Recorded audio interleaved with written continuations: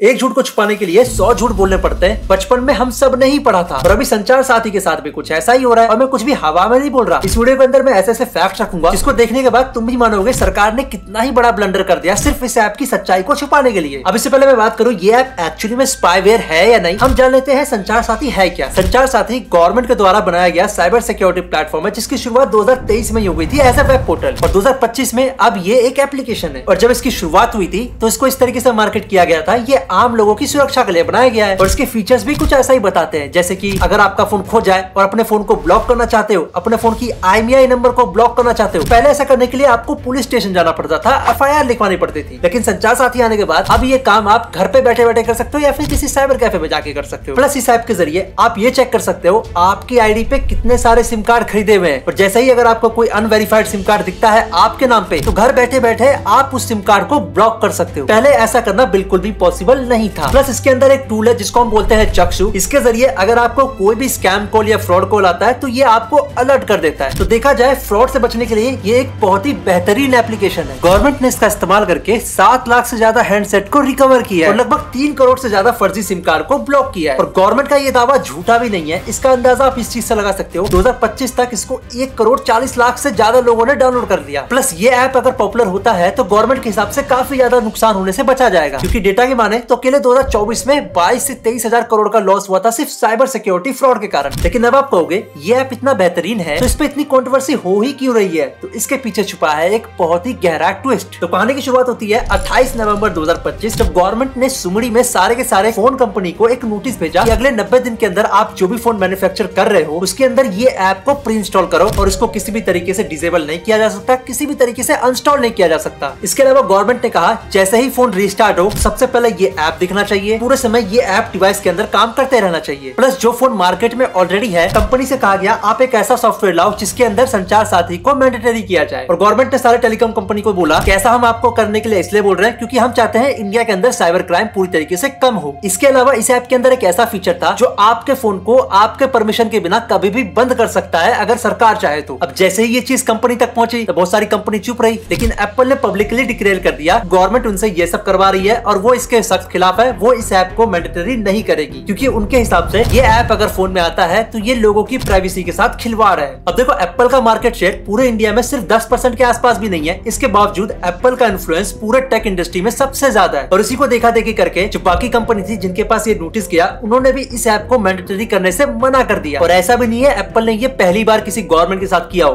Past में भी US government से लड़ी है एप्पल। इसके अलावा 2018 में इंडियन गवर्नमेंट को एक ऐप इंस्टॉल करना था एप्पल डिवाइसेस के अंदर, वहां पे भी एप्पल ने पूरी तरीके से मना कर दिया था इंडियन गवर्नमेंट को। और एप्पल के अलावा गूगल जिसके पास एंड्रॉइड है और एंड्रॉइड आपको ही पता है इंडिया के 90% फोन में तो एंड्रॉइड ही डला हुआ होता है, उन्होंने भी इस पे प्राइवेसी कंसर्न दिखाया। इसके बावजूद एंड्रॉइड एक ओपन सोर्स है और एंड्रॉइड के अंदर प्राइवेसी अपने आप में ही मजाक है, वो लोग भी चिंता जता रहे हैं प्राइवेसी को लेकर। इसके अलावा सैमसंग हो गया, Xiaomi हो गया, Vivo हो गया, इन्होंने भी सरकार को पूरी तरीके से मना कर दिया ओपनली। और जैसे ही इतनी बड़ी बड़ी कंपनियों ने गवर्नमेंट को खुल्लम खुल्ला मना किया, गवर्नमेंट बैक फुट पे आ गई और पूरी तरीके से डर गई। अगर आप इसको अपने फोन पे रखना चाहते हो तो रखो, अगर आप इसको डिलीट करना चाहते हो तो डिलीट करो, क्योंकि उन्होंने रिटेलिएशन एक्सपेक्ट किया होगा पर इस हद तक बिल्कुल भी नहीं। और इतनी सारी बड़ी बड़ी कंपनियों के रिटेलिएशन के कारण इंडिया को ग्लोबल लेवल पे बेइज्जत होना पड़ गया। लेकिन तब तक ये बात ट्विटर पे फैल चुकी थी, बहुत सारे लोगों ने इसके विरोध किया, बहुत सारे लोगों ने इसका सपोर्ट भी किया। फिर उसके बाद अचानक से सोशल मीडिया पे वीडियो आने लगी कि भाई इस ऐप को तो हमने मैंडेटरी किया ही नहीं, ये तो लोगों के ऊपर था कि अगर आपको रखना है रखो, नहीं रखना है मत रखो। बहुत सारे इन्फ्लुएंसर भी वीडियो बनाने लग गए। मतलब हद है, गूगल, फेसबुक, व्हाट्सएप जैसी ऐप्स को सारी परमिशन दे दोगे तब डर नहीं लगता, पर सरकारी ऐप आते ही सबको राइट टू प्राइवेसी याद आ गया। अब जरा लॉजिक लगाओ, ये ऐप करता क्या है? चोरी हुआ फोन ढूंढना है, फेक सिम पकड़ना है, तो भाई बिना लोकेशन के चोर का कैसे पता करेंगे? कबूतर भेजें। और कैमरा परमिशन क्यों चाहिए? आपकी सेल्फी लेने के लिए नहीं, पुराने फोन के IMEI कोड को स्कैन करने के लिए, ताकि वेरीफाई हो सके चोरी का माल तो नहीं है। पर नहीं, हमें तो सिर्फ प्रोपागेंडा चलाना है। जबकि सरकार के ऑफिशियल डॉक्यूमेंट में साफ साफ मेंशन है इस ऐप को पहले मैंडेटरी किया गया था, इसको डिलीट करने तक की परमिशन नहीं दी गई थी आम जनता को। तो या तो ये इन्फ्लुएंसर घोड़े हैं या फिर इनको पेड प्रमोशन मिला हुआ है इस स्कीम की तारीफ करने के लिए, जैसा एथेनॉल के टाइम पे हुआ था। अब चलो इन्फ्लुएंसर सच बोले झूठ बोले उससे फर्क नहीं पड़ता, लेकिन मैटर ये करता है